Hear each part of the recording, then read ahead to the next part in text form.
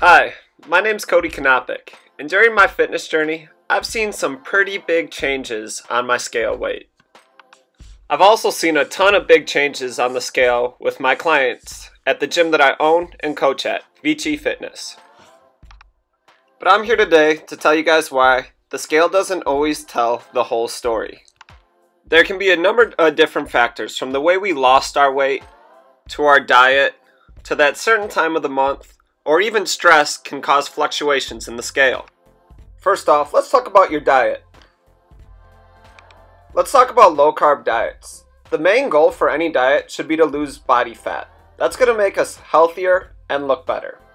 When we eat carbs, our body normally stores these as muscle glycogen. For each gram of glycogen our body takes in, we normally store 3 to 4 grams of water weight also with those carbs. Without carbs and muscle glycogen, this is definitely going to negatively impact your workouts. When you cut out carbs, you're going to see a big drop on your scale weight right away, but this is only going to be muscle glycogen and water weight, not fat. And as soon as you add carbs right back into your diet, that weight will come right back because you have replenished your body with the water and muscle glycogen from that scale drop. Next, let's talk about how crash diets can make it seem like you're making progress on the scale, but in reality, you're not. Crash diets are normally super calorie restrictive, oftentimes in the 500 to 1300 calorie a day range. These can be very hard on your metabolism, you'll lose muscle mass, and they are normally very unsustainable approaches to dieting. The scale weight may be going down, and it might seem like a successful diet, but in reality it's not, because if you're losing more muscle than fat, your body fat percentage will actually be higher in the end. And due to these diets being so hard on your metabolism and such an unsustainable approach, statistically, you're more likely to be heavier in the long run after doing these diets. Next, let's talk about how sodium can impact your scale weight. When we take in way more salt or way less salt than our body is used to, our body produces a hormone called aldosterone. When our aldosterone hormone is raised, this will cause us to hold on to water. But don't worry, this is just water weight, not fat. And the scale will go back to normal as soon as our aldosterone hormone level goes back to normal. The way you train can also make an impact on how the scale goes, but not always tell the whole story. As you can tell in the picture, there is definitely a big difference between weight loss and fat loss. Let's show two examples. A person whose workout revolve around low intensity training, such as jogging or the elliptical, with a high calorie restriction, drops 10 pounds of scale weight. 3 pounds is water weight from the high calorie restriction, 4 pounds is muscle from the way they train, and 3 pounds is body fat. They've slowed down their metabolic rate from the way they've dieted and trained. The scale weight is down, but their body fat percentage is actually up. Versus someone whose workouts revolve around high intensity training, such as sprinting and heavy weightlifting.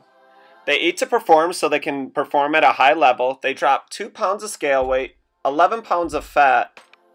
They gain 9 pounds of muscle because they trained and dieted the right way. Actually have made their metabolic rate better due to an increase in lean body mass, and they have a much lower body fat percentage than when they started. The second example will actually look better and be much healthier than the first example, even though they only lost 2 pounds on the scale.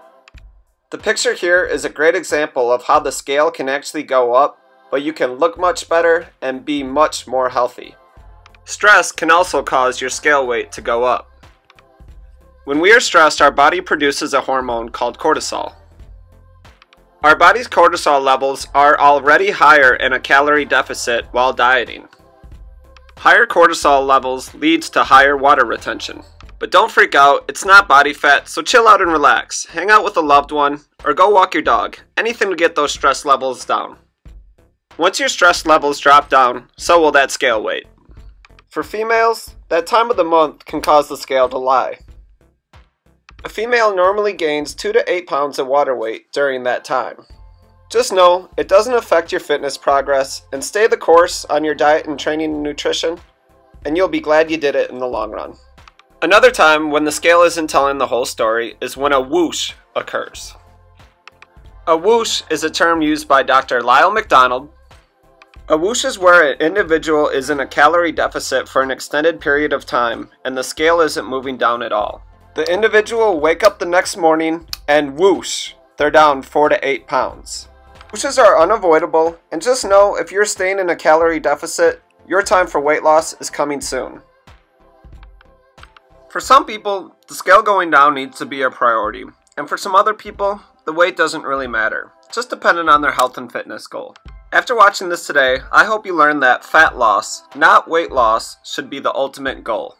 And even when the scale does do some funky things from the things we talked about today, don't let it get you down and throw you off. You will be glad you stayed the course in the long run. Thanks for watching, and don't forget to subscribe to our YouTube channel. Also, don't forget to follow me and Ian on Snapchat for some awesome, free daily motivation and fitness advice. Have a great day, everybody.